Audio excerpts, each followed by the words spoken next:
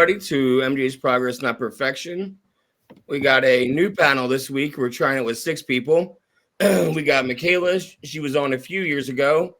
Same with Melissa. And we got Jules, who is veteran by now. And Quinn was just on a couple weeks ago. And Ashley, she's more than a vet. She's like every week you guys see Ashley. The topic for this week that I went with was then versus now. I wanted to do something where we talk about addiction, but also talk about recovery and give space for both. And I wanted to have people on here that have done my show before. This way they kind of know the way that, I go, and, I'm very easygoing. But let's run into it. If everyone's ready, how about first, I want everybody to go around and just talk about real quick your name and how much time you got in recovery. And, I would say your biggest DOC that you're coming back from. Michaela, what's going on with you? So I'm Michaela. I definitely forgot already what you said. So my DOC is heroin. Oh, and I know in March will be 10 years. Was there something That's else? amazing. Yeah. 10 years is awesome. Thank you. And Melissa, let me unmute you. Go ahead, Melissa. Hi, I'm Melissa, and my drugs of choice were alcohol, weed, cocaine, pretty much anything. And I've been in recovery for over a decade, but I've been abstinent for 7.5 years. That's awesome. Congrats. Ash. I am Ashley. My DOC is heroin. I actually just celebrated 2 years in recovery on the 16th of this month. Thank you. And what else was there? Was that it? Yeah, basically. Yeah. Just a quick, We're going to learn more about you in a second. And Quinn. My name is Quinn. I have been in recovery for 5 years, and my drugs of choice were opiates and cocaine. Nice. Okay. And lastly, I'm Jules. I celebrated 9 years of recovery on September 1st of this year. And my drug of choice started out as opiates. Benzos were added to the mix. And today I say I'm more of a love addict than anything. Nice. All right. But like not at the same time. So it's not all. Yeah. Oh, there's the cat, Quinn. What's his name, or what's her name behind you? Oh, this is Croissant. Croissant. Oh my god, that's so cute. I had a French bulldog. Quinn is born in France. He was born in France? Oh, and he matches the wall. He's camouflage. Yeah, he matches the wall. He does. I didn't even realize that.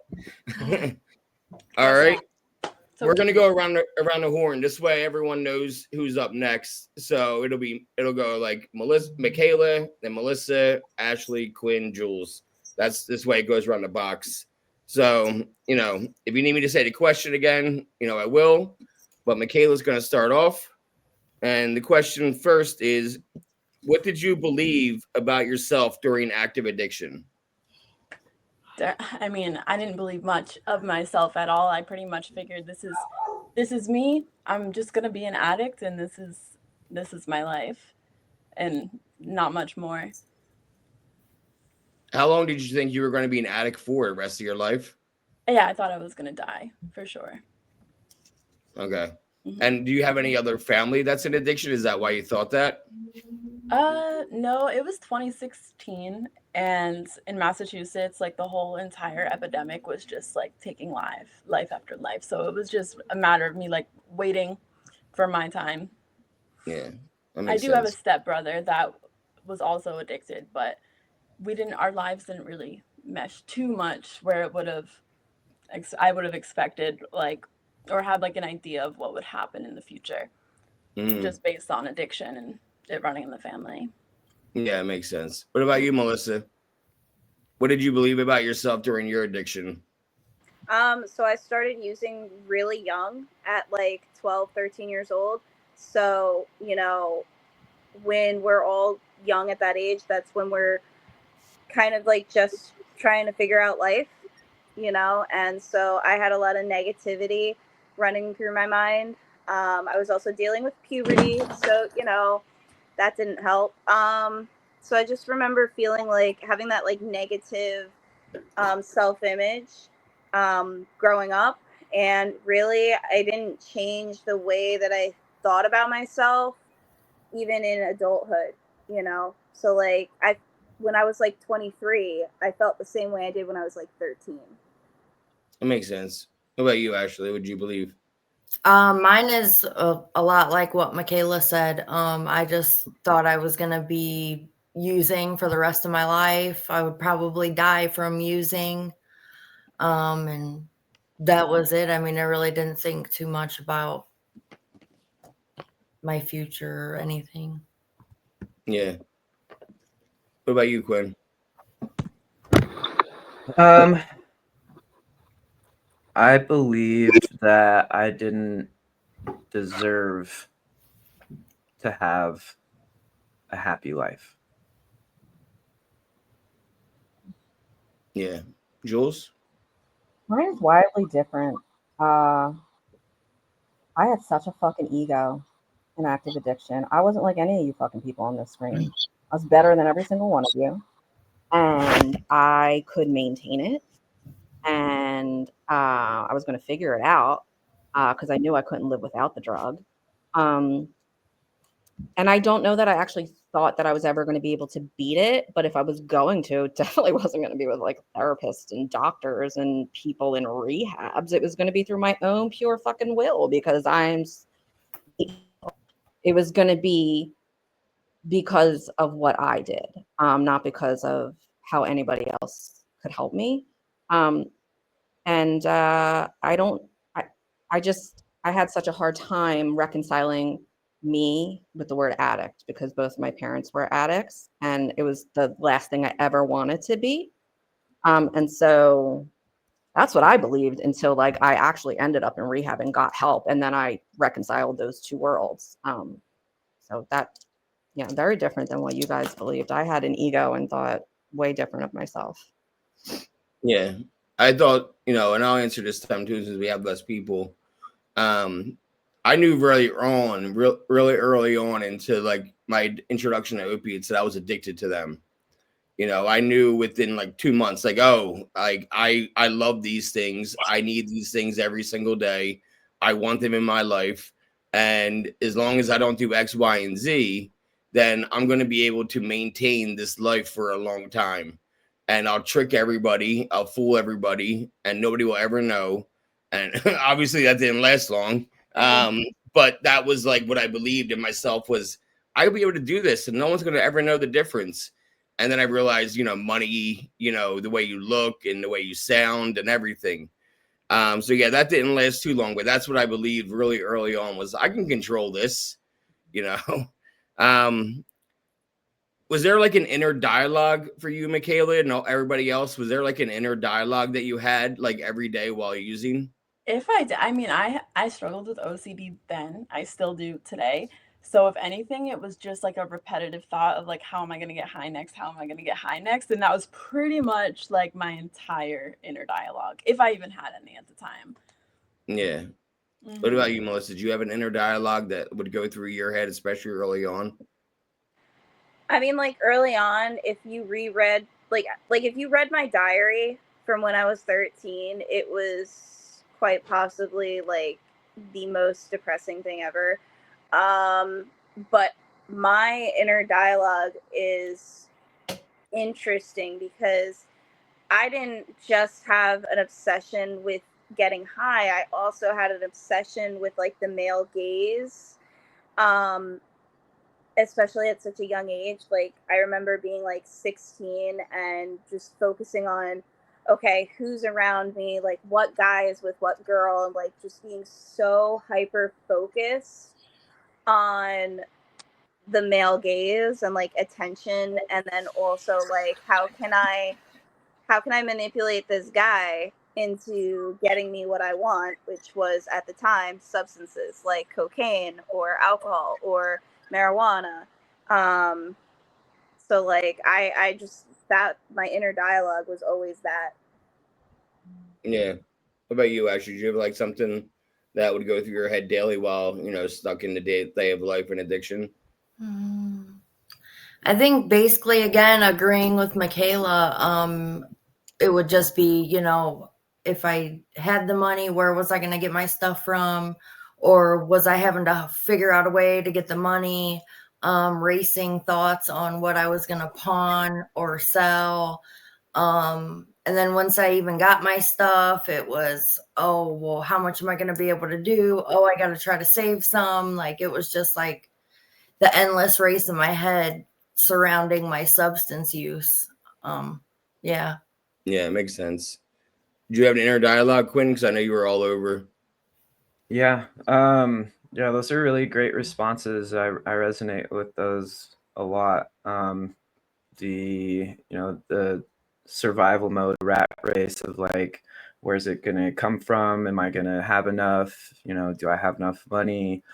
The survival instincts, but also, the negative self-talk of like, you're worthless, you're not going to get sober, you're not going to, you don't deserve to be happy. You deserve everything that you're going through.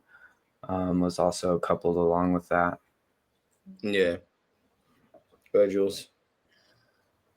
Yeah, the being a mathematician, like just trying to like, how much do I take right now for max efficacy without wasting any to save for the next dose, so I'm not like going through withdrawal and counting all of my money by 20s and 30s and like, or however like the pills were being sold, robbing Peter to pay Paul, like you guys all said. How am I going to hide this money from my husband? Oh, you can get $20 out of the ATM, coming up with some lie as to why. Basically that. Yeah, it was just all wrapped around money and like stretching it as far as it possibly could go. Yeah. Mine was a lot of deception. Like, who am I going to have to like? I remember I lived with my dad and my brother for a little while. We owned a plumbing company, and it was about an hour and 45 minutes to drive to my plug. And, because I was living in the middle of Amish country, they're not selling shit. And I had to drive all the way to South Jersey to where I knew somebody. And I remember always having to come up with like, all right, what's my lie going to be? Because my whole family, we have our locations turned on, like just for safety, And I'm like, all right, why do I need to go to Jersey today? Who am I going to see? How am I going to see him? Who lives nearby that I can say that, all that kind of shit. Shit. In 2017, I went to over 10 dozen Flyers games just for a reason to go to Philadelphia and be in the area and, be able to score and then go to a Flyers game, which was always cool. But like, I always had to have a reason to like go there. And of course, like the money and hiding it. And, I with my dad and brother, my dad paid me. He knew how much my paychecks were. So like, JD, how are you broke and need cigarettes again? Like, I just paid you 2 days ago and it was X amount of money. This is ridiculous. What's going on? So I always had to think about the lies and how am I? So it was exhausting. It's exhausting. What about this? I like this one. This should be different for everybody. Maybe we'll see. What was an average day like for you, Michaela, while you were in active addiction? I mean, honestly, it's kind of just, it goes along with my inner dialogue in a rat race. It literally was. So like, I remember mostly towards the end of my addiction, I wasn't working at all. So I would wake up in the morning and I was living with my dad at the time. And I used to get high like 3 cities over. So I would go out and look for jobs, which I was never actually doing, which I still feel so much guilt about to this day. And it was only like maybe like a 3-month period of me doing this. But it would just trap house, Plug's house, go steal some cartons of cigarettes, exchange them for like fingers or whatever, and then just go about my day and then go home and deceive pretty much and be like, oh yeah, I applied here, here, here. And yeah, it was just a lie. Yeah. What about you, Melissa? What was your average day like? And I would say, since yours went from like an early kid Pick the time that it was the highest in your active addiction, like the most wildest times. What were your days like? So for me, like I will talk about like my adulthood. So like ages 18 to 21, like that 3-year period. Um my average day looked like anywhere from like I would um pretty much like I would just be at random people's houses. At that time I had a very sticky housing situation. My mom had sold the house and we were living in um, like a different area. And so the new town, I kind of like knew about it and it was known for its parties, for like, the high school parties and everything. So I just kind of would scroll through Facebook. I would post a status asking like who's good tonight, like, and then like I would just hang out with strangers at that point. And it was it was really dangerous because like I was a kid. I know when you're 18, like you're legally an adult, but like realistically, I was still a kid, and I was hanging out with people that I had never met before, that I had no idea what their intentions were, and I put myself in a lot of sticky situations, and like the average day looked like me scrambling to find a plug and to find somebody in that area. I didn't drive. I didn't have a car. And I didn't have a smartphone either, because I couldn't afford one. So I didn't have an iPhone. I couldn't Uber. I couldn't Lyft. I had to rely on my surroundings and the people that I had just met. And so my average day just looked like luck, pure dumb luck of surviving. So, yeah. What about you, Ashley? What was your average day like? At the worst, at the worst. Think of your worst time in addiction. For the most part, I was functioning and always had a job. But at the butt end of my run of when I very first went into recovery, I wasn't working. I got lucky. My grandmother had gotten an inheritance and believed anything that came out of my mouth. So I had cash given to me daily. I'd wake up and pop Xanax and wait for the dope man to wake up. Obviously blowing up his phone continuously for hours because I could not save anything from the night before. So I woke up sick. And then I would just, I'd go see him. And basically I spent all my days in a blackout because I was using Xanax, opiates, and then smoking weed all day long.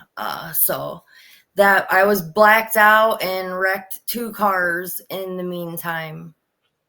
Yep. What about you, Quinn? And by the way, I'm going to start switching up who I'm asking at the same time so it's not around the circle. But what about you, Quinn? There were a lot of worst times. I think probably the most dangerous time for me was when I was living in Atlanta, and I was either living out of my car, like my broken down car, or like random people's couches, or like there's this place that they called the junkyard where there's just all these cars that were like broken down, and a lot of the crackheads and junkies would kind of hang out there and pass out in cars and stuff. And I'd wake up in the morning. I'd check my Facebook because like I would go out and steal things, AC units and freaking stuff out of people's garages and whatnot. So I'd check to see if anything, if anybody had wanted to buy anything, and then I'd try and make a sale, or I'd go out and find some more stuff to steal. And then I'd get that money and walk down to the hotel where all the crack dealers and stuff worked. And I would hang out there and peddle crack and heroin and stuff for a lot of the day, doing a lot of like runner things. When I did have my car, I'd go and like take dealers to pick up, or I'd go run dope for people, or like passports and documents and stuff, like fake passports and stuff. But the reason why it was the most dangerous is because I was just a little white boy in the middle of freaking Atlanta, trying to, like, you know, be out on the block and stuff, and just skinny, looking like a heroin addict. Didn't get any respect, got abused, got in fights, got in all sorts of drama over stupid little things. And I'd get, you know, I got shot at like 3 different times. I ran over a guy with my car because he pulled a gun on me. And it was just every single day, it was like fear for my life, you know, like, who do I owe, or who's going to rob me, or are the cops going to pick me up, or am I going to have to fight somebody, or like pull out a knife, or like do something that I, you know, don't want to do. And yeah, having a dealer pull a gun on me for $60 worth of crack was probably the most terrifying thing that I had experienced, because he invited me into his hotel room. As soon as I walked in, his buddies blocked the exit, and he pulled a gun and pointed it straight to my face, and was telling me that I was trying to use the money that I owed him to buy stuff from other people.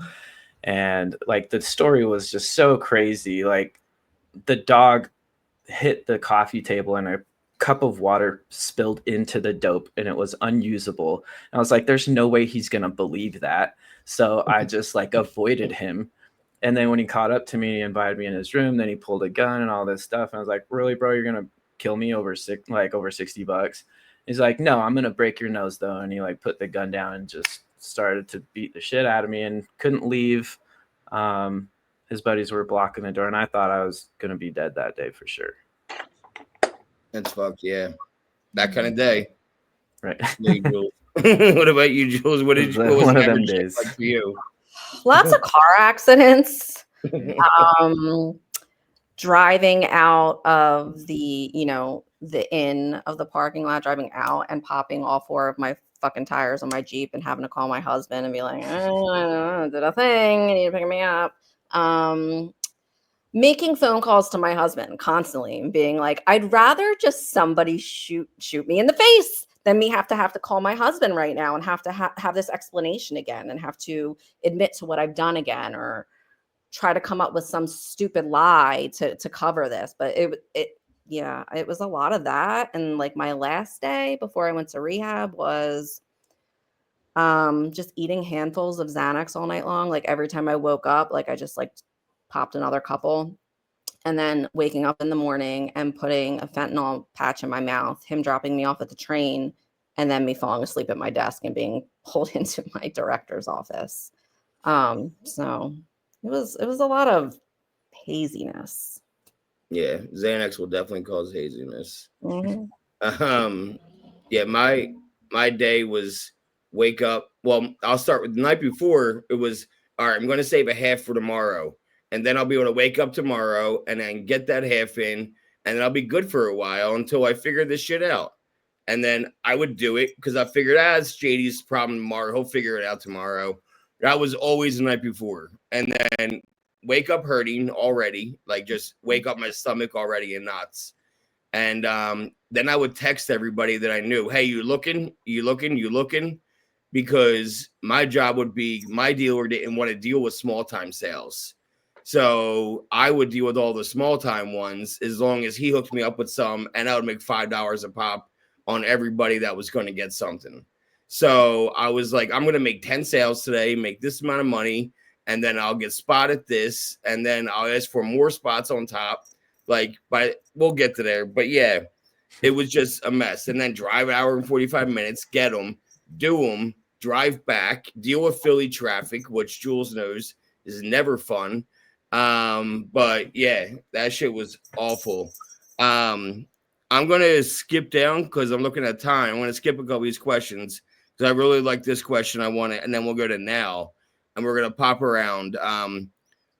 What did your rock bottom look like is the last question. So what did your rock bottom look like? And Ashley, what did your rock bottom look like? Well, as anybody has ever said, everybody's rock bottom's different. Mine was I did still have a job, a roof over my head, a vehicle, but I was prostituting, lying in order to get money. Yeah, I would have a job, but I didn't have the same job, because I would be sick, late, etc. And I finally had consequences. Like I said, I had wrecked 2 cars. One of those times I got an OVI, so I was placed on probation and What's an OVI? Because every state's different. a DUI, operating Okay. a vehicle intoxicated. Yeah. Okay. I nodded out behind the wheel and wrecked my car.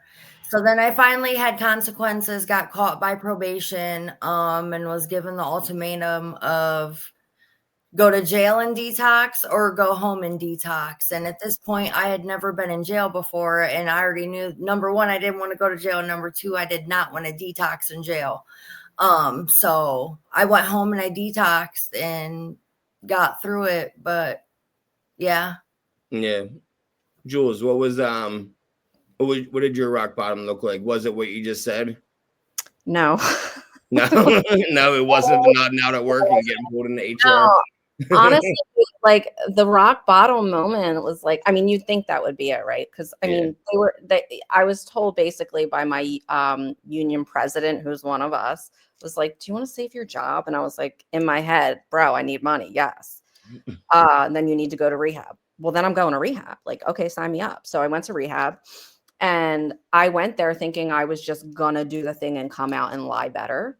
It's like the ego again. So I'm like in the kind of like waiting area before you're like allowed to get the time period before you're getting the Suboxone when you're coming off.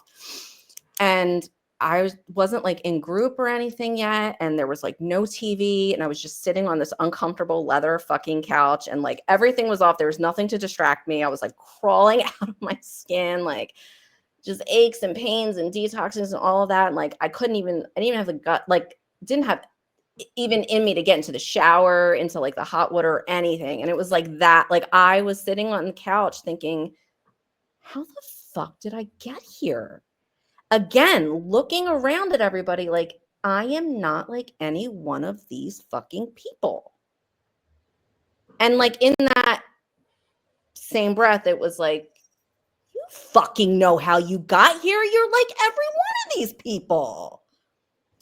And I don't know, at like some point it changed. Like I had that rock bottom moment right then and there when I realized I was like everybody else and just meaning my parents, that was really the rock bottom moment for me. But the decision to make a change didn't happen until like 2 weeks into rehab, but it did.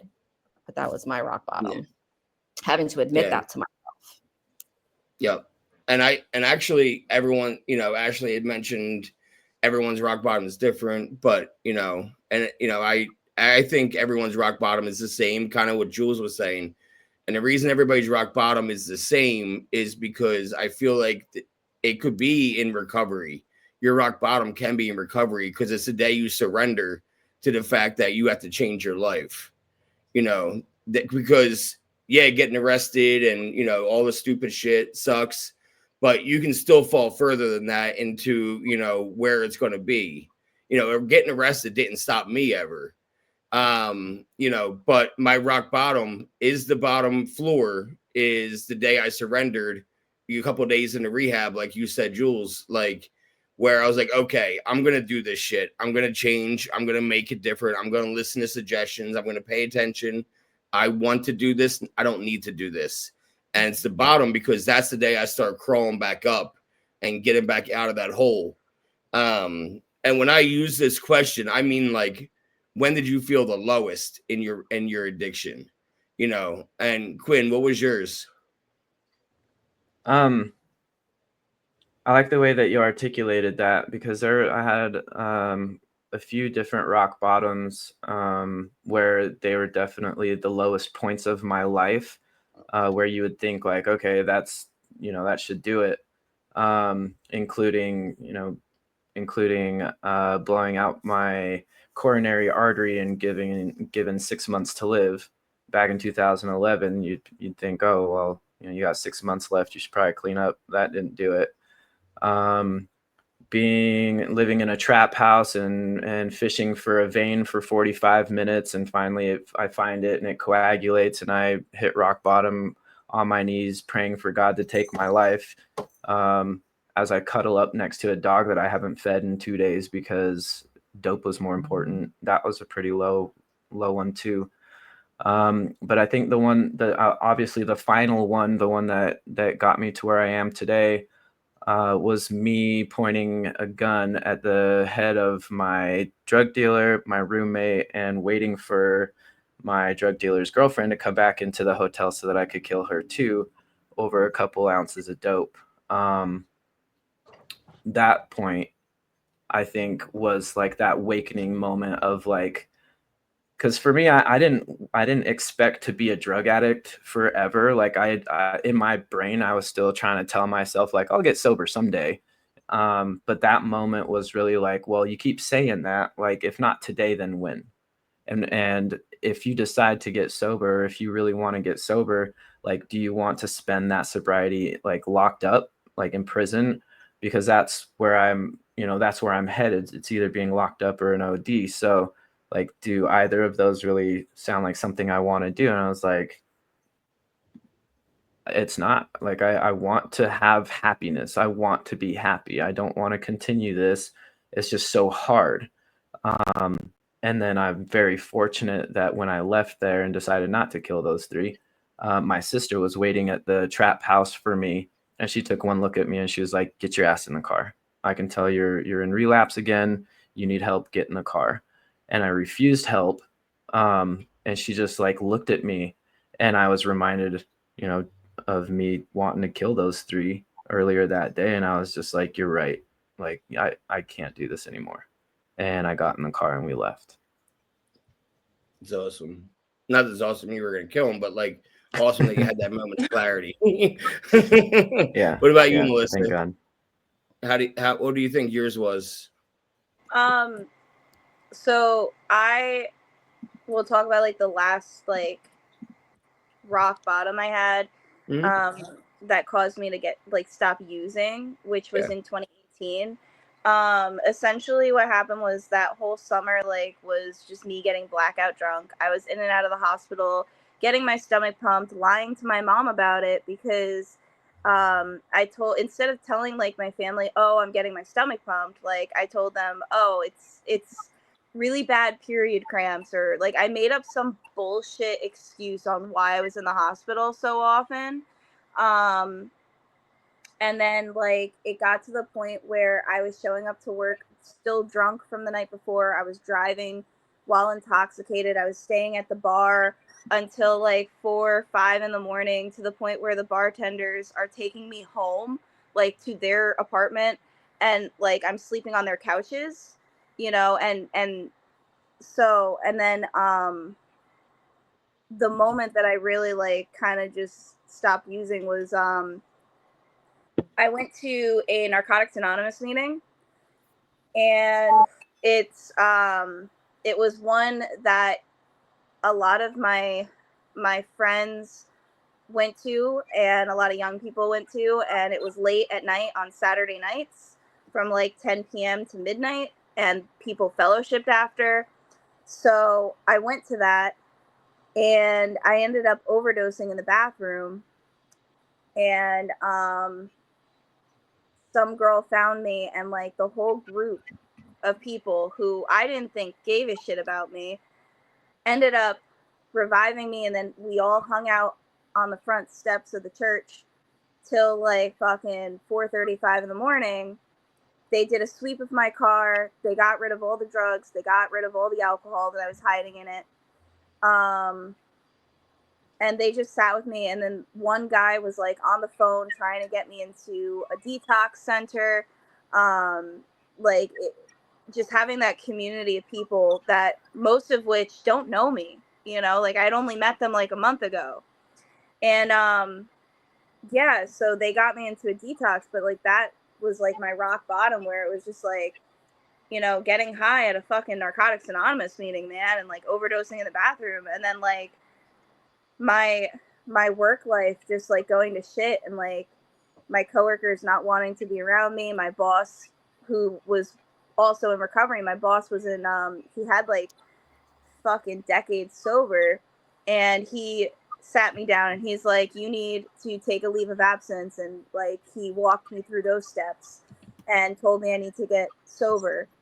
So it was like a multitude of things, but I'm gonna be honest with you, that just got me to stop using. Okay, I'm gonna be completely honest, like I wasn't using drugs, but for the first 2 years of my clean time, I was still a fucking dickhead. Like, I was still sleeping around. I was cheating on people. I was lying and manipulating and stealing.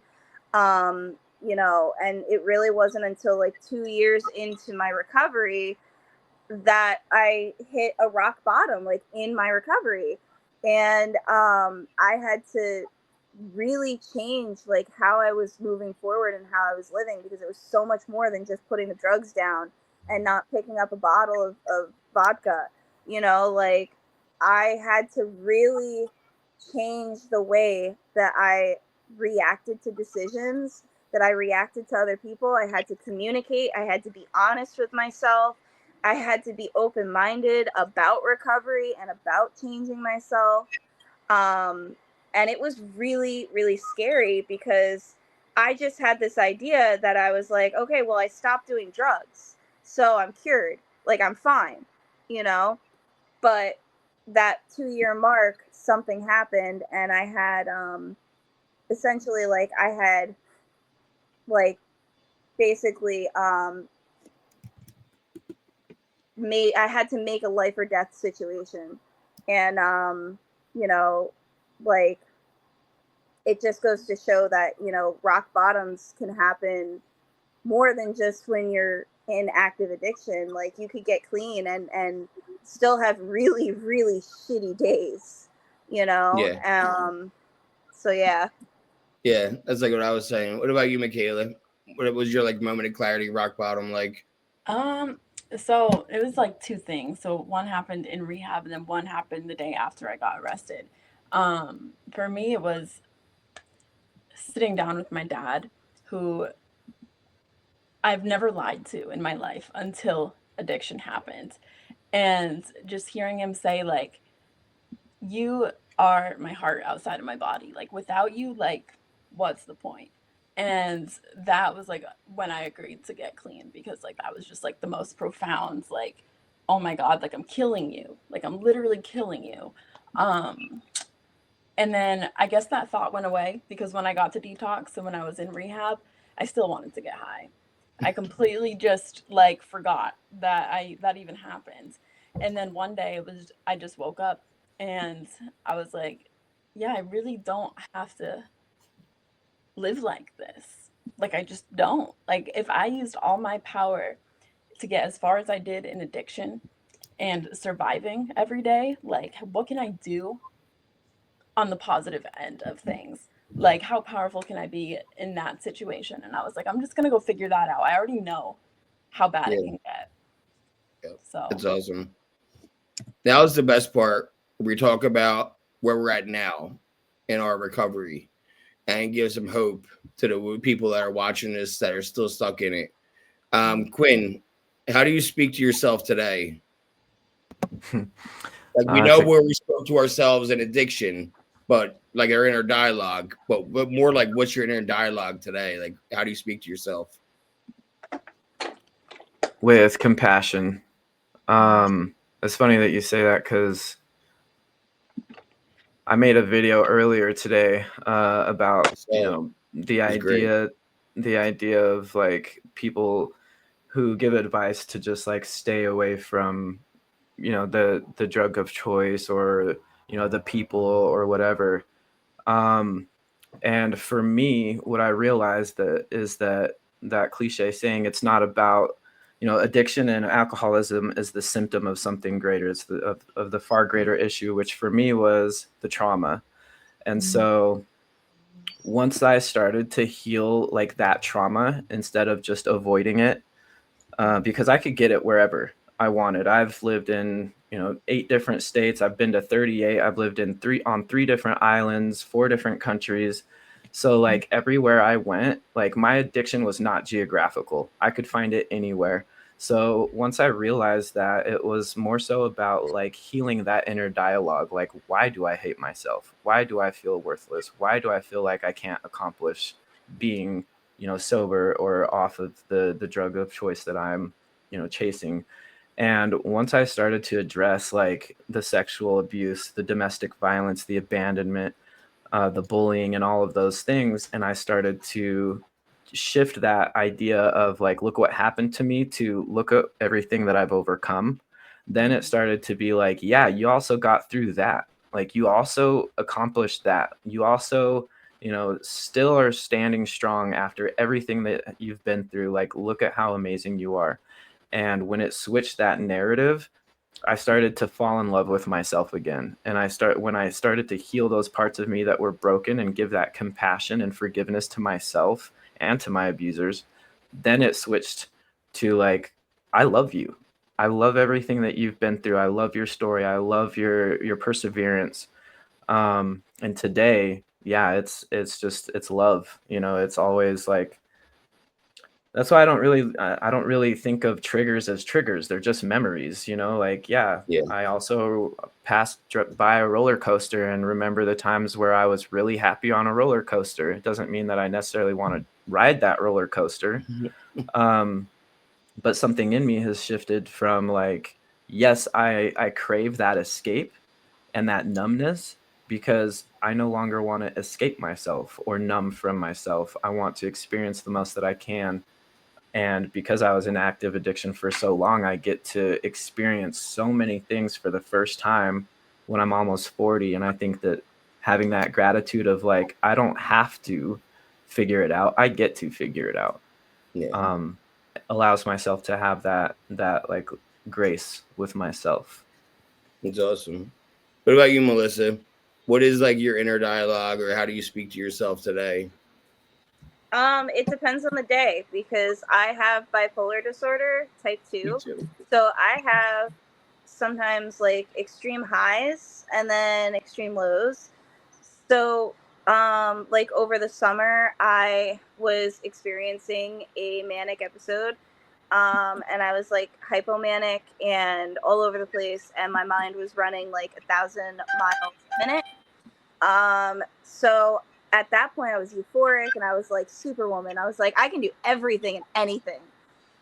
And then the mania kind of shifted, and then I started getting like kind of like it's kind of like this is like so messed up of me to say, but it's like post-nut clarity, where where you realize, you're looking back at like what you did and you're like, oh my god, I can't believe I did that, like, sober too. So I try to talk to myself with like a little bit of grace and also like humor, because kind of like a South Park type of humor, if you know that show.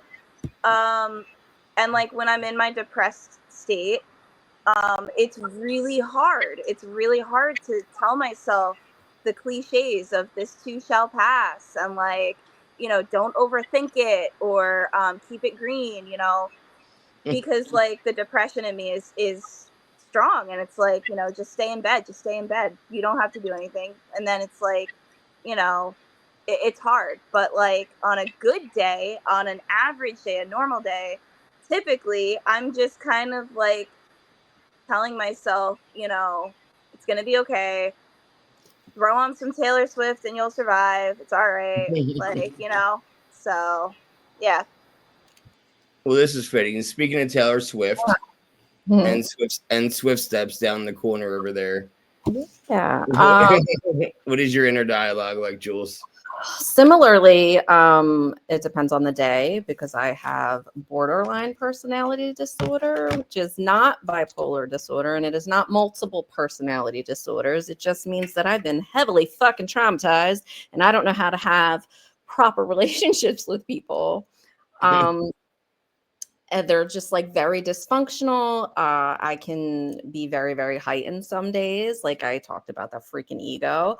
And then I can be like very, very low some days. And then there's like even mania, where I think I had a manic episode like the other day because I had such a great car buying experience. And I was like feeling so good about that for like 24 hours and was like on a high about that. Like it really depends, but I really try to talk to myself with compassion. I try to drop the shame of my story mostly, because that was like the biggest thing for me was the shame.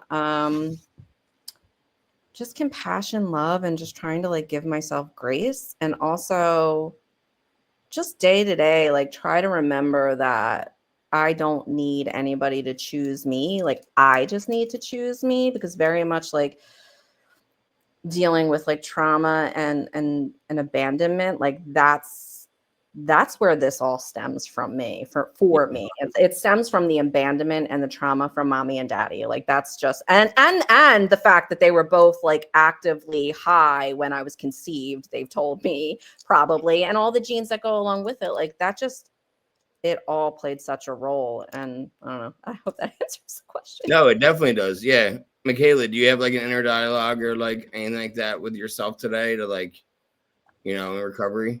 Yeah, absolutely, absolutely. It's mostly most days it's pretty positive. I've spoken a lot of life into myself. I was like just a dead person for the first few years of my recovery. I was also like in my very early 20s, so I kind of feel like that's kind of just like a normal early 20s thing to Yeah. do. Maybe not, I don't know. But just through my 20s, because I'm 29 now, I've just learned to talk to myself with grace, and I realized that my last name is literally translates to grace. And I tend to give a lot of grace to a lot of people. That's always been a huge problem for me. So I learned to kind of just take it and give it to myself for once. So even on like those hard days, as much as I want to tell myself that like stay in bed or nothing I do matters or anything like that, I very easily combat it because I know for sure that everything bad, every bad situation I've been in has just been something that's pushed me to a better place. So I don't really let it consume me as much as I would have in the past. And yeah, there's just always a reason, even if it's bad. So just stay positive. Ashley, do you have? Yeah, what's up, Quinn? I like what you said there. And I know a couple of y'all had mentioned that you have bipolar and stuff, and I have BPD, so we're like basically blood relatives at this point. Yeah, I'm bipolar too. But something that has really helped me is like I'll get suicidal ideation. Yeah. But I look outside and look at the view that I have and the things that I own and the people that are in my life and the values and morals that I have today. And I'm reminded that those thoughts cannot possibly be my own. When I think to myself, that I want to self-harm or that I want to do some, toxic behaviors, I ask myself, like, where do these thoughts actually come from? Because I know for sure that I don't want to be where I was living, under a bridge, shooting up pond water and all that stuff. And so I take a moment to ask myself, like, are those even my thoughts? Like, or is that just the conditioning that I've, been reinforcing on myself for the last 34 years or 39 years? And when I stop and take a moment to express gratitude to myself and the things that I have, I'm very quickly shifted from like, yeah, that's just a thought, and I can allow myself to let that thought just like pass instead of ruminating on it. Mm-hmm. Yep. Ashley, what about you? Do you have like an inner dialogue? Well, seems like a lot of us have it. Joining the bipolar party here. So every day's different. just actually the other day I had some manic days. And those, I still sleep. It's hard for me to fall asleep, and maybe I don't need as much sleep. But actually I just made a Facebook post today talking about how I feel that I always thought mania was my issue, but I'm starting to realize that like I have a lot more of the lows than what I realized. So yeah, every day is a little bit different. I am a person with like a good sense of humor, a dark sense of humor. So like maybe if I'm talking to myself and I make a mistake, I'll be like, Ashley, you dumb bitch or something. But don't get it twisted, because like I love me, and for a long time like I didn't love me, and now I definitely do. And when I say the things to myself, like call myself a dumb bitch, it's humor. It's not a way to like put myself down or something. Yeah. And for me, it's patience. I talk to myself with a lot of patience, because again, bipolar. I want to say bipolar 2, but it's more like I'm bipolar 2 too. You know what I mean? And and I had mania going up to when I had the biopsy recently, and I didn't sleep for like 5 days in a row with all the thoughts in my head of the future tripping. How am I going to handle? How are we going to make money? And everything. But I just kept talking to myself with a lot of patience. Like, all right, I can't control that. Before an addiction was I was trying to control everything. Like they say in AA, like you try to be the director, and the producer and all. I was trying to direct everything and be in control. And today I kind of sit there with knowing that I have no control and being okay with not having control and seeing what's going to happen next and letting everything play out the way it's supposed to play out, whether it's a good or bad thing, and just follow that every single day with, all right, it can be better. Just be patient. Be patient. Shit will work itself out. Just be patient. I like this question a lot. What are you most proud of today, Jules? Oh God.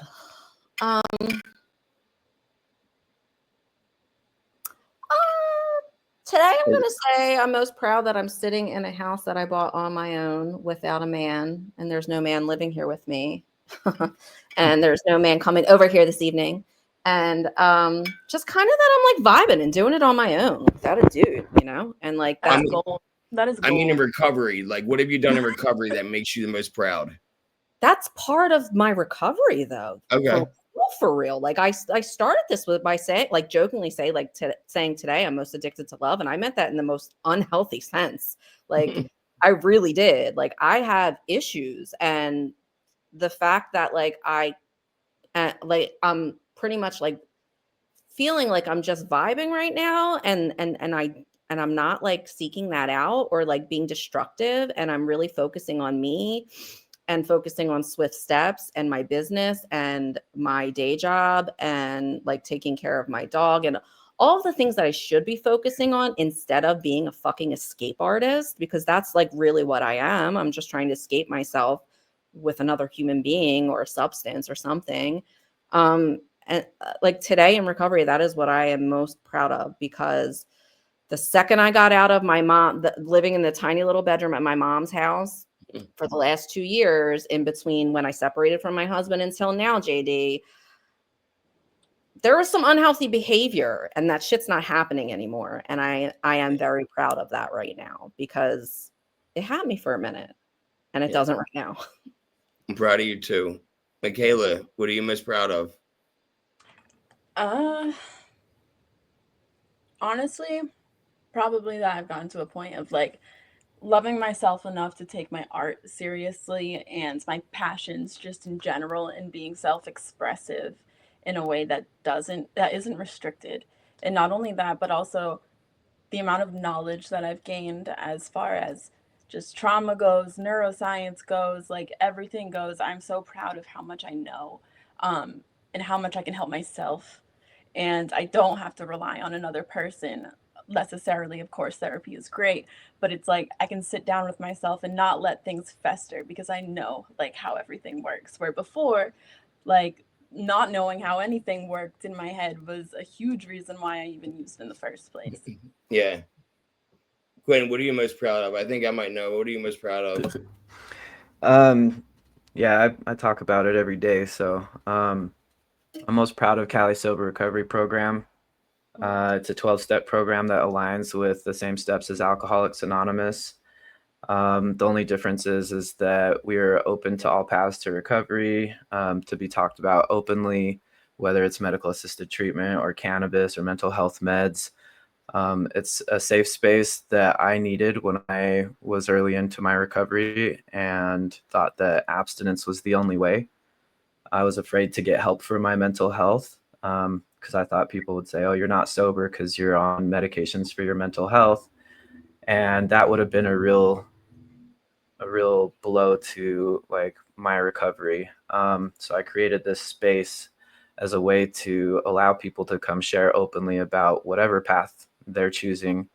And we just passed the 100,000 member mark. So we are officially the world's largest harm reduction initiative.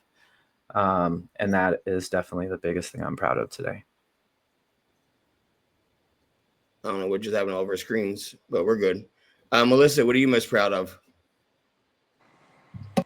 So I just want to congratulate Quinn because it's like so big, and also Julie, because Swift Steps has also grown. So like hearing you both share, that's like incredible. So congratulations, both of you guys. For me, like I never thought that like I would live a life of recovery. And I think like it's the little things that I'm most proud of. So like it's the fact that I have a dog.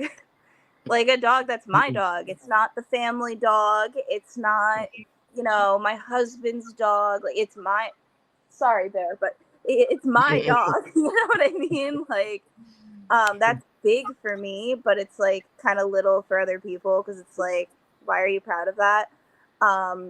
Considering all the other things that I've accomplished. But yeah, like just being able to have a dog, to be able to feed the dog, take care of the dog, and then being able to like foster a dog and like give that dog a place to stay. And like, those are like what I'm most proud of, because when I was in active addiction, like, and that's why I kind of like teared up a little bit when Quinn was sharing, because I remember being so drunk and like messed up that like, yeah, like I didn't really care for my dogs at the time and my animals. And, that's something that I can't fathom the fact that I ever let happen. And so today, like, I'm proud, like, I'm really proud that I can say the opposite, Yeah, I agree. What about you, Ashley? I really like how Melissa just said having a dog, because I don't have any kids. I've never wanted any kids, and that the reason for that was I enjoyed my freedom. I've had my baby doggy now for a little bit over 3 years. This is the first animal I've had that's mine, besides the ones, growing up with my mom and dad, that I promised and swore that I'd take care of and never took care of. And now my guy is my baby. Another thing is, when I first started getting introduced into recovery, I was doing like 12-step meetings and all that, and got the thinking in my head of like the Suboxone's not sober, etc., all that stuff that they try to beat into our brains. I'm really proud that I actually am open-minded and willing to listen and learn about other pathways to recovery. So now one of my biggest advocacies, is that the word I want to use? Yeah. is harm reduction and talking about all the different pathways to recovery. I'm a naloxone distributor. I get cases shipped to my house. So I get to help people right in my community that I help run into the ground, and I get to help people stay alive just to see tomorrow. Awesome. Michaela's got to hop off. We're going to keep going. That's okay with everybody because I still got a few more questions. Yeah, Michaela, you can say bye. Thanks for having See me. you. Have a good day. You too. Bye, Michaela.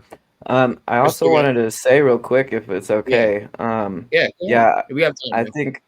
I think that what Melissa was saying is really beautiful.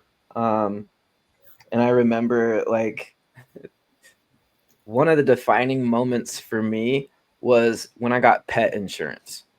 Like getting a pet is next level where you can actually take care of it. But like when I got pet insurance for my 2 cats, I was like, yo, I made it. Like I'm in recovery, bro. Same. Yeah, I think we all got pets in here then, right? Yeah, we all got, because I got 2 cats, Plops and Scuba. You know, This is Kala. Plops is the one that fucked up my shoulder last night. Kala's up for adoption, by the way. This is my foster. She's up for adoption. She's a great recovery dog. Well, reach out to me if you want her. Want them? Her?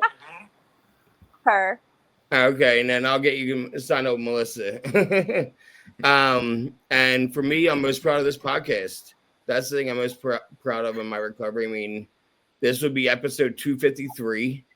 You know, I started in July 2021, and I've gotten to meet people from all over the world. 9 different countries I've interviewed.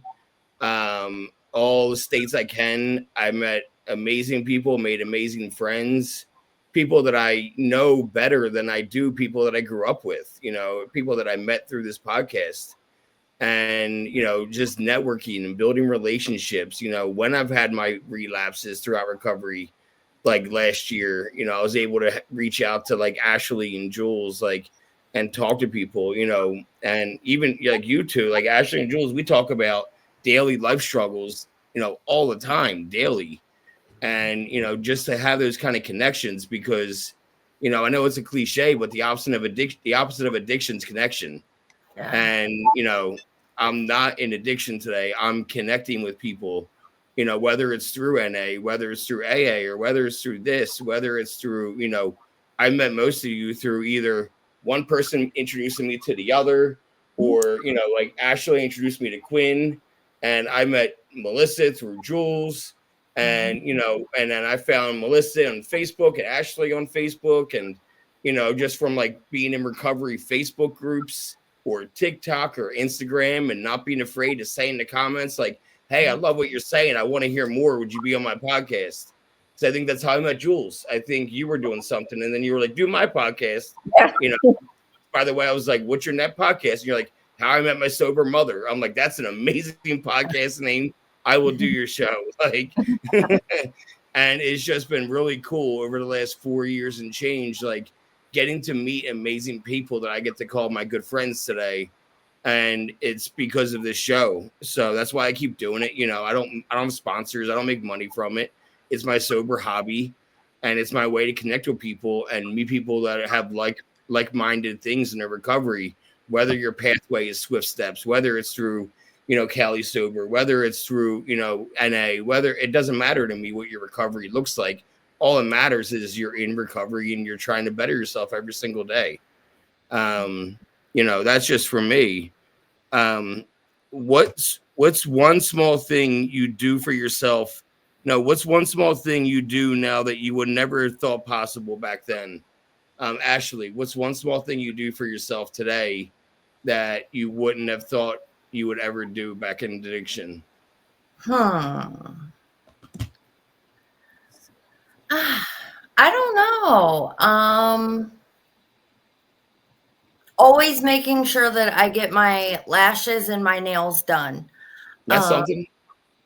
Obviously, when I'm using, the number one priority is my drug of choice. So if I needed dope and my nails needed done, sorry. I mean, I was getting high. Now, I always have my lashes and my nails done because it makes me feel good. And I also get to be lazy and just wake up and go. Yeah. What about you, Jules? What's something you do for yourself today that you thought you would never do in addiction?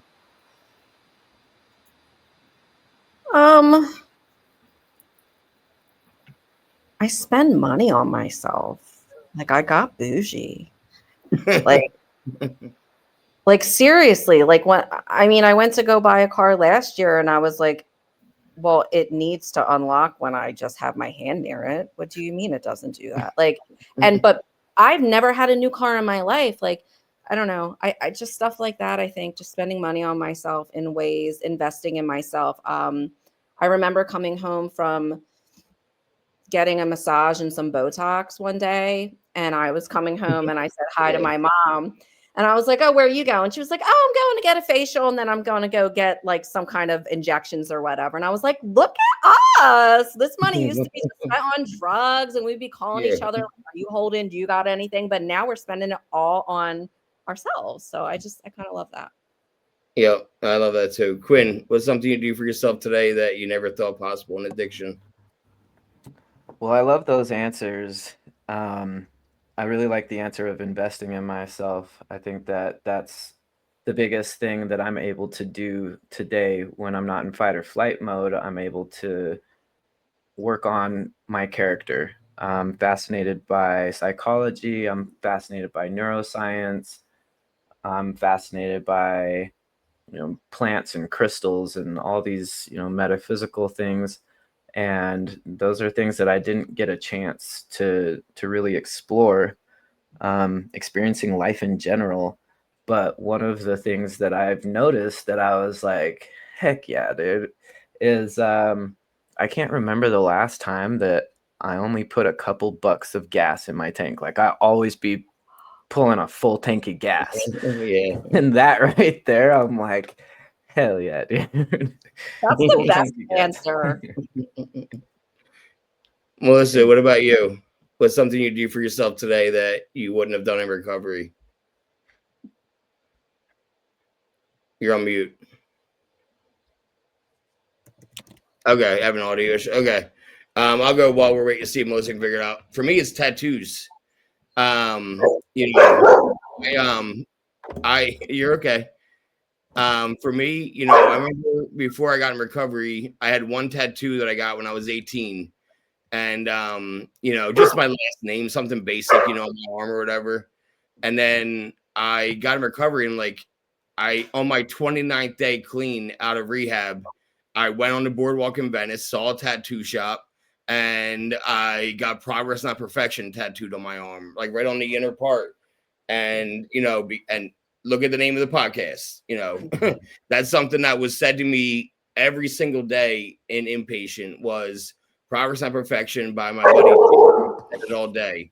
And he's been on the show. Now he's doing great, killing away, and up in Oregon. But he said Progress Not Perfection all the damn time. And it just stuck in my head. And so it was the first tattoo I got. And then I met a graffiti artist who did tattoos on the side. And she's like very famous graffiti artist. And Jules, just mic your mute until you're up. This way we don't hear him. I don't know how to. I asked you to a while ago. I'm sorry. No, you're good. And I ended up coming home 5-6 months later with 18 tattoos instead of one. So, I would say that's something I definitely do for myself today. Melissa, did you ever figure out your audio? Yeah, I don't know what happened. I think it was because somebody called me, and so it muted you guys. Yeah. Sorry about that. Go ahead. What was something you do for yourself today? I'll keep it simple and just the self-care, like being able to go to Hand and Stone and get a massage or a facial. And also like being able to say no. Like that's something that I was not able to do for a long, long time. I was a people pleaser. And now I'm able to put up boundaries and tell people no, like I can't do that for you on Saturday. you know, I haven't had a day off. Like, I'm able to recognize that and say no and take time for myself. All right. And you fix your camera too? Okay, that's fine too. Just because you're top of your head. All right, I like this one. It's one of my last ones. We got 2 left in this category. But what do you believe your purpose is today? I'll go first. I would say my purpose is this. You know, is to be a good father, obviously, be a good husband, be a good friend. Those are all things that I should be anyway. But I believe my purpose is to, you know, recover out loud and to help others know, you know, what do they say? Recover out loud while so those don't suffer in silence or die in silence or something like that. Like, you know, so like that's why I post about being in recovery. Like, I never thought in addiction that I would ever post something about addiction on my Facebook, let alone make videos, let alone, you know, reach out to people who are clean. You know, I don't hear from people that are in addiction unless they want to get clean, you know, because they know if they talk to me, they're going to hear me talk about recovery, and they don't want to hear that shit. No one wants to hear about recovery when you're in addiction, putting a needle in your arm. You know, and so my purpose is spreading the word, making people feel less, you know, alone, you know, and getting as many messages out there as possible, you know, to know there's many pathways, you know, to be like, I want someone to watch my show and hear a guest and say, oh my God, they're just like me, and hear that there's hope at the end of the tunnel. So that's why I love hearing everyone's story, you know, no matter where you came from or what you did back then and how you, how you got here and what you're doing to stay here is what's important to me on my show. And it's not that you're in NA and that's all I care about. No, fuck that. Like, I want to hear everyone's different way. And Quinn, what about you? What's your purpose, man? Well, as I have recognized, and I'm pretty good at pattern recognition, as most of y'all are, since we all share similar conditions. I think, can you ask the question again? What do you think you're most proud of today? No, that wasn't it, was it? Nope, it was Yeah. what's your purpose? Oh, what's your purpose? What's your purpose? Thank you. I got someone. What's your purpose? The purpose for me is service work. And what I was tying that back to is that I've noticed that a lot of people who have empathetic qualities is that a lot of us feel lost until we discover service work. And once we discover that our gift is to pass along what we have, it fulfills a lot of us. And once I discovered that, you know, my gift is, and my purpose is to guide others towards healing, it was like my life just understood what my purpose was, and I didn't have to search anymore. I just had to search of what is the most effective way to be able to serve my purpose. Yeah.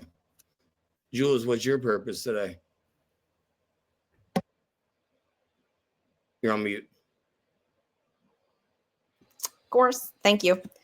My purpose today is to find all the Swifties that are looking for a recovery community where they can recover however they see fit, whatever's best for them, and just really just try to grow this community as much as possible and just to help as many people as possible find to fill in the blank space of their recovery with them, you know, however they want to do that, however is going to make whatever is going to make them want to continue living a recovered life. That's what I want to help them do. Yeah. Melissa, what do you think your purpose is today? My purpose, I think, is prevention. So, like, for the last 10 years, have been going into local high schools and middle schools and communities and sharing my story because if you're not familiar, but like Bergen County, New Jersey is like you don't think overdose, you don't think addiction, you don't think recovery. So there's a huge stigma here. And so like for the past 10 years, I've been going into schools with an organization called Alumni in Recovery. And we've probably been in like hundreds of schools. And it's just incredible. And the whole reason is to destigmatize this disease and like to open up the door and open up the conversation and like educate the students about the Good Samaritan law, which is in all 50 states, where if you see something happening, it doesn't matter what's happening in the background, such as like say you're at a party and there's underage drinking and somebody is experiencing like alcohol poisoning and they need help, they need medical attention. Yep. You can call 911 and none of you will end up in handcuffs. Nobody will get prosecuted because the main concern is getting that person to the hospital, and that's it, you know? So like prevention, that's my purpose.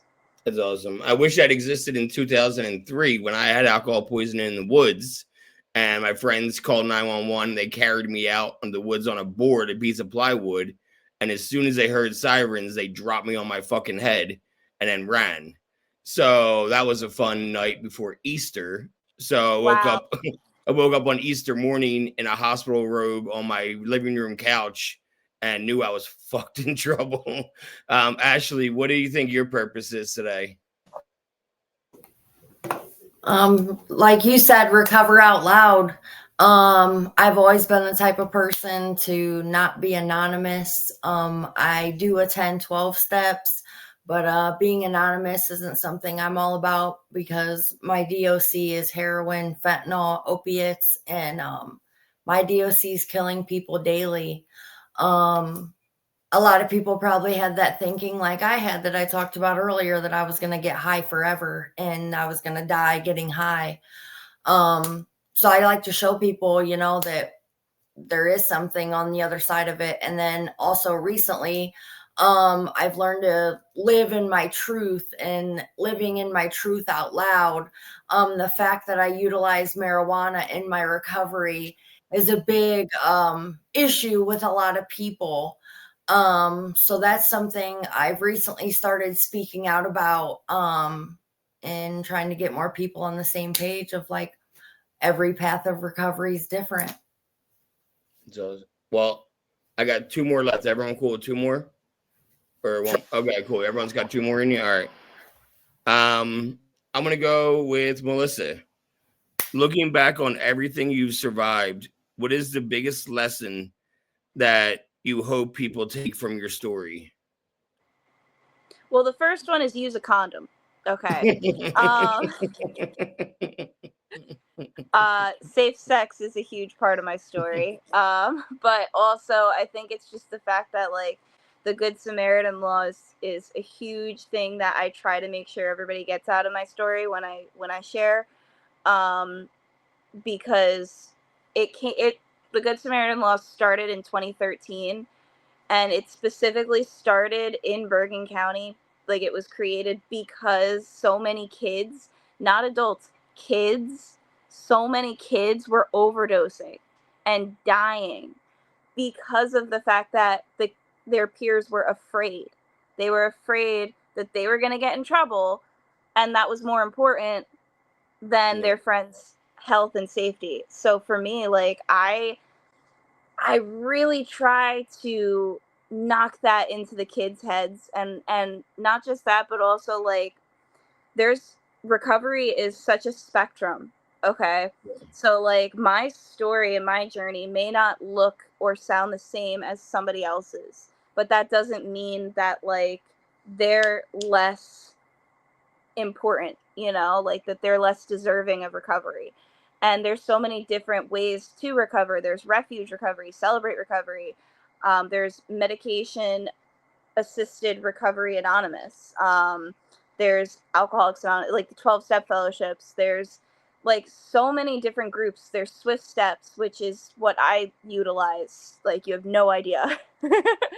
And so, yeah, like, I just try really hard to just really knock into people's heads that there's the Good Samaritan law in all 50 states. And don't be so judgmental, be open-minded, because that's something that I learned the hard way, you know? Yeah. Quinn, what about you? What's on everything you've survived? What's the biggest lesson you hope people take from your story? The biggest lesson I hope people take from my story is that recovery looks different for everyone. And that a positive or negative urine analysis doesn't dictate somebody's recovery. I live the best life I've ever had, and I use cannabis as an alternative to my mental health medications as well. But I'm not opposed to using medications if I need them, if my intention is in healing and recovery. And so the biggest lesson would be, hopefully that it doesn't really matter about the substance. It's more so about the intention. Yeah. And if our recovery is rooted in intention and recovery and healing and not escapism or dependency, then that to me is recovery. Yeah. What about you, Ashley? What's the biggest lesson you hope other people get from your story? That you're never too far gone. Yeah. And if you have recovery time and you end up slipping and having a relapse or a lapse, whatever you want to call it, this shit happens, man. I hate the saying relapse is a part of recovery, because it's not that I necessarily believe in that. Because like I said earlier, my DOC kills people, so relapse can mean death. But you know what? Relapse happens, and all that matters after that is, what are you going to do now? Are you going to continue to keep yourself down low and continue to use, or are we going to fix it and address the issue and get back to where we were? Yeah. For me, it's the first step. And everyone in here knows what the first step is. We've all been to rooms before. And everyone that's not even in recovery, they think that they know the first step. First step's admitting it. That's what everyone says. But really, I want people, the lesson I thought was first step's admitting it, is that, the second part of the first step that no one knows, which is, that my life's unmanageable. Because, it's easy to admit you're an addict, but is your life unmanageable? And, that's the thing that, for me personally, I like, almost like Quinn said, like, just because I'm taking something doesn't mean I'm an addict. I might be taking it for medical reasons. And that positive or negative urinalysis doesn't dictate my recovery.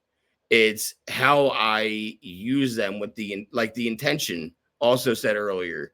If my life, if I'm spending every single last dime, not paying the rent so that I can go get more, is my life unmanageable today? Does my pets have food to eat right now?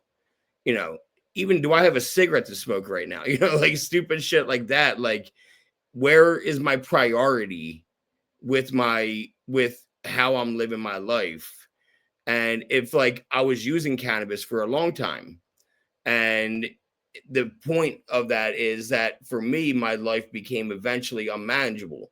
And I still think it's very possible for people to live a life using cannabis in their recovery and your life not get unmanageable, because people like you guys prove that to me every single day. And for me, it got out of hand just because I was depressed and I was in a shitty job. And all I wanted to do was just smoke all day, every day and escape. So that's how it made my life unmanageable. I'm always going to be an addict. I was born addicted. It's something that like I'm always going to be an addict. But is my life unmanageable with the thing that I'm doing? Like, people could be recovery and watch porn, and then watch it all day, every single day. Your life's unmanageable, bro. Like, and so to me, my thing that I always thought was, oh, once I admit it, I'm an addict, and that's the first step, I'm done. Is your life unmanageable? And that's very important to me. And Jules, what's the biggest lesson for you that people take from your story?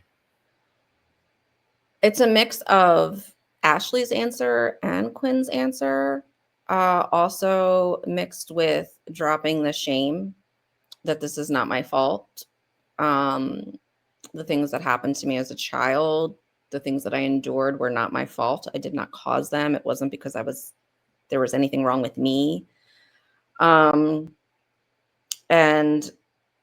like just really realizing that and being able to like remove myself from the shame, because when you sit in the shame of addiction, it just breeds more shame, and you could just it's all encompassing, and you can never it feels like you can never get out of it, like a I don't know, like a bug trapped in like sap or something. Like it really feels like you can never get out of that.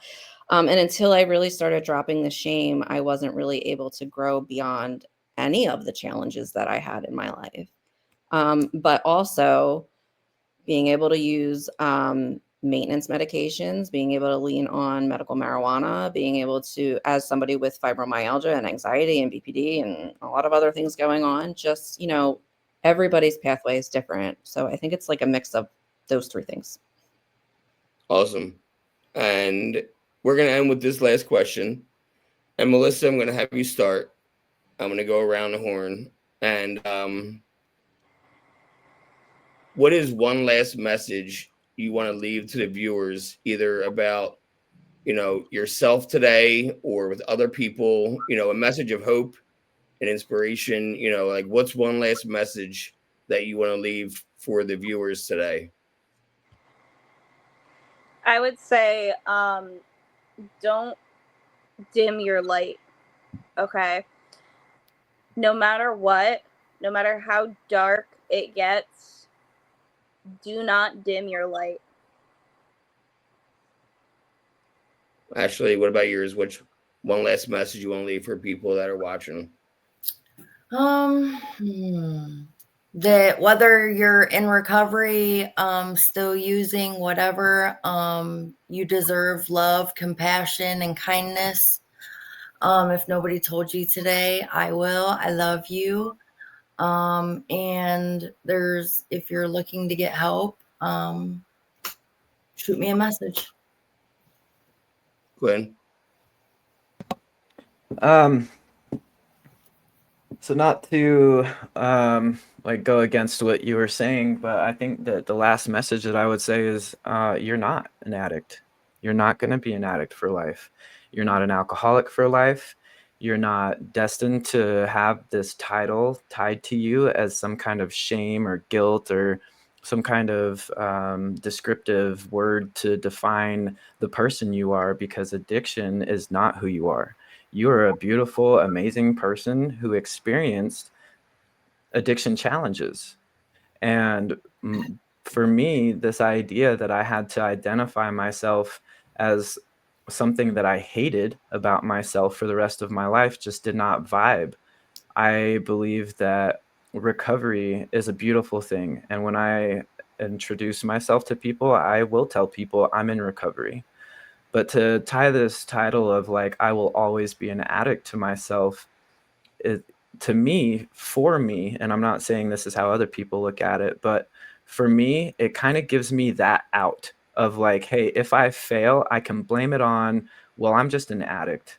And that is just who I'm going to be for the rest of my life. When I remove that title and that expectation of myself that I could fail at any given moment, and instead I give myself that grace of like, I know that I'm not that person who uses those unhealthy behaviors, but I'm also not naive to the fact that I could, relapse, or I could, something could happen.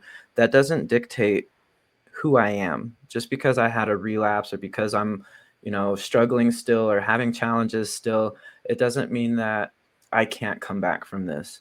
Bill Wilson says we do recover. That is what I carried on into my book. I believe that when I can look at a prescription bottle that doesn't belong to me, and I have every possibility to steal some and take some and escape or numb from myself from a little bit, and I'm able to look at it and say, I don't need this because I have no ailments that this is going to help escape for the escapism and the dependency and the numbing. So instead, I like to reinforce who I am. I'm Quinn, and I'm not even really Quinn. That's just a title that everybody else has given me. What I am is I'm a human. I'm compassionate, empathetic. I work my recovery. I help people, and so those titles to me are much more descriptive of who I actually am, rather than, the person that I used to be when I was going through the hardest time of my life. So I do believe that we do recover. I believe that addiction becomes this disease that is uncontrollable, and puts us in an automation of survival mode, and that we can come back from that. And it takes a lot of work, and it takes a spiritual awakening, a deep and profound shift in attitude and perception about life. And once we're able to achieve that and we could fall in love with ourselves again, then we realize that I don't need to do those destructive behaviors, because destructing myself is the furthest thing that I want to do right now. Now I want to love myself, because I'm not an addict. I'm not an alcoholic. I'm somebody who has dealt with a lot of trauma and pain. And I use those modalities because I saw other people using those modalities to stress relieve or self-soothe or all these things. And just because I was conditioned a certain way doesn't mean that I will be that way for the rest of my life. We do recover. That's my message. That's awesome. And just to clarify, when I said I'm an addict, I don't mean Love I'm you, dude. always going to be an addict when it comes to drugs. I mean that, like, whether it's TV, whether it's food, whether it's sex, whether it's love, whether it's doing podcasts. I do sometimes 5 of these a day. The way that I do things has addicted life qualities. And that's what I meant by, like, I'm an addict in everything that I do. I don't know who, I think I might have said it to you, that my addiction is the word more. And that's never going to go away. I do more of whatever's filling the void in that moment. And that's my addiction that I'm always going to be addicted to, me personally. Jules, what about you? Do you have a last message? Yeah, I think it's 2 things. You can be a work in progress and a masterpiece at the same time. So, like, love yourself, but always continue working on yourself. Sophia Bush said that. That's not mine. I'm not that smart. And don't let a relapse keep you from coming back or reaching out. Don't think that if you are a relapser or a chronic relapser, if you can't get an hour, if you can't get a day, if you can't get 3 days, if you can't get 5, 7, 30 days, whatever. Been there, done that. Like, I can't tell you how many times I relapsed. Like, it took me more times to leave an abusive ex-boyfriend, which was definitely in the 200s, than I relapsed. But, like, just don't let that ever keep you from reaching out or asking for help. Like, I have 9 years now, and no toxic ex-boyfriend or drugs in my life. So, just, you're never too far gone, and don't ever let a relapse keep you from reaching out. There's always hope. Yeah. I was going to say roughly the same thing. Like, just don't give up trying. There's people in my life that want to be clean, want to be sober, that will reach out to me for help. Like, what do I do? I don't want to go to meetings. How do I do this? And I'm like, and it's almost what it tied back to earlier. My inner dialogue of today is patience. Just be patient. Wait a minute. You don't get high or drink. Cool. Wait an hour. You don't get high or drink. Great. Text me as much as you need to. My phone is always right next to me. I mean, a lot of you in here know if you text me or message me, you're going to get an answer pretty quickly, and that's because I always want to make sure I'm there for people. It's not that I'm bored. If I'm driving, I still answer as long as it's safe, obviously. But, my red receipts are on and shit for most people. I want to make sure, either I'm busy and I can't talk right now, or I'm there for you and I'm going to answer you as soon as I can. And, don't be shy to reach out to me, whether it's Facebook Messenger, Instagram, text me. My TikTok messages are off because fuck that. I hate TikTok Messenger. But, there's many ways to reach out to me and I'm going to answer. Even if we had something that happened before, a bad fallout, you did something to me or I did something to you in addiction. I don't give a shit about that. Still reach out to me if you need me. I'm going to answer to try to help. I don't care about that. I'd rather you be dead and we not be friends you know, and you be alive and we not be friends anymore, then, you know, I can help you. I can introduce you to either Cali Sober. I can introduce you to Swift Steps. I can introduce you to somebody in Ohio. Like I did network this podcast to the point where I have connections of people that know how to get clean or sober all over the country. You know, that's the greatest thing about doing this podcast is I've had people tell me all these different ways that they can help, whether even it's going to church, you know, and people that are get clean through Jesus and going to church. It's not my way, but if it is your way, I can introduce you to people how they can help you out with that, you know. And that's the beautiful thing about doing this is having all those connections. So, you know, reach out and I will find a way to help you, whether it's me or someone else.